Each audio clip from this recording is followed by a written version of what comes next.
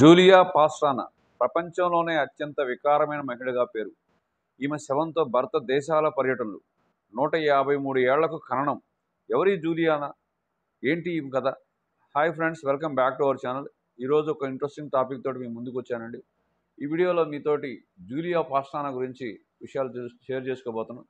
ఇంకెందుకు ఆలస్యం, video start చేద్దామా? Let's get start our video. ఈమె పేరు జూలియా పాస్ట్రానా. అరుదైన జన్యు సంబంధిత వ్యాధి కారణంగా జూలియా ముఖం మొత్తం వెంట్రుకలతో ఉండేది. ఆమె సర్కస్లో పనిచేసేవారు. జూలియా 1860లో చనిపోయారు. తర్వాత ఆమె మృతదేహాన్ని తీసుకొని ఆమె భర్త చాలా ఏళ్ల పాటు వివిధ దేశాల్లో పర్యటించారు. చివరకు నార్వేలో ఆ ప్రయాణం ముగిసింది. జూలియా చనిపోయిన 150 ఏళ్ల తర్వాత ఆమె అవశేషాలను ఆమె స్వస్థలమైన మెక్సికోకు తరలించి ఖననం చేశారు. 2013లో జూలియా అవశేషాలను ఖననం చేశారు. జూలియాకున్న వ్యాధి ఏంటి? జూలియా 1834లో జన్మించారు. ఆమె హైపర్ ట్రికోసిక్ అనే వ్యాధితో బాధపడేవారు. ఈ వ్యాధి కారణంగానే ముఖం మొత్తం వెంట్రుకలతో, అసాధారణ దవడలతో ఆమె ఇబ్బంది పడ్డారు. ఇలాంటి ఆహార్యం కారణంగా జూలియాను అందరూ కోతి అని లేదా ఎలుగుబంటి అని పిలిచేవారు. వినోద కార్యక్రమాలు నిర్వహించే థియోడా లాంట్ను 1850లో కలిశారు. ఆ తర్వాత వాళ్ళిద్దరూ పెళ్లి చేస్తున్నారు. జూలియా ప్రదర్శించిన అనేక సంగీత నృత్య కార్యక్రమాలను థియోడా నిర్వహించారు. మాస్కోలో 1860లో కుమారుడికి జన్మనిచ్చాక జూలియా చనిపోయారు. ఆమెకు ఉన్న వ్యాధితోనే జన్మించిన ఆ శిశువు కొన్ని రోజులు మాత్రమే ప్రాణాలతో ఉన్నారు. మృతదేహంతో భర్త ప్రయాణం. జూలియా విషాద కథ మరణంతో ముగిసిపోలేదు.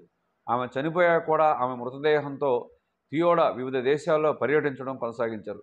చివరకు ఆయన నార్వే చేరుకున్నారు. 1976లో మరో సంఘటన జరిగింది. జూలియా అవశేషాలను ఎవరో దొంగిలించారు. వాటిని తీసుకెళ్లి చెత్తలో పడేశారు. అయితే పోలీసులు వాటిని గుర్తించారు. ఆ తర్వాత వాటిని ఓస్లో యూనివర్సిటీలో ఉంచారు. జూలియా బాడీని తిరిగి అప్పగించాలని 2005లో మెక్సికోలోని ఆర్టిస్ట్ లారా ఆండర్సన్ బార్బటా ఒక ప్రచారాన్ని ప్రారంభించారు. చరిత్రలో స్థానం దక్కించుకునే, ప్రపంచ జ్ఞాపకాల్లో నిలిచిపోయే తన గౌరవాన్ని తిరిగి దక్కించుకునే హక్కు ఆమెకు ఉందని ఆయన న్యూయార్క్ టైమ్స్లో లారా చెప్పారు. స్వస్థలంలో ఖననం. మెక్సికోలోని సినాలోవా డి లేవా నగరంలో జూలియా అవశేషాలను శవపేటికలో ఉంచి ఖననం చేశారు. మానవజాతి క్రూరత్వాన్ని జూలియా ఎదుర్కొన్నారు. ఆమె జీవించిన తీరు చాలా గర్వకారణం.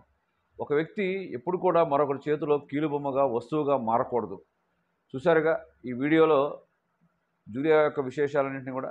ఈ వీడియో కానీ నచ్చినట్లయితే లైక్ చేయండి, షేర్ చేయండి అండ్ కామెంట్ చేయండి. సబ్స్క్రైబ్ చేసుకోవడం మర్చిపోకండి. మళ్ళీ ఇంకొక మంచి వీడియోతో మిమ్మల్ని కలుస్తాను. అంతవరకు take care, see you and bye.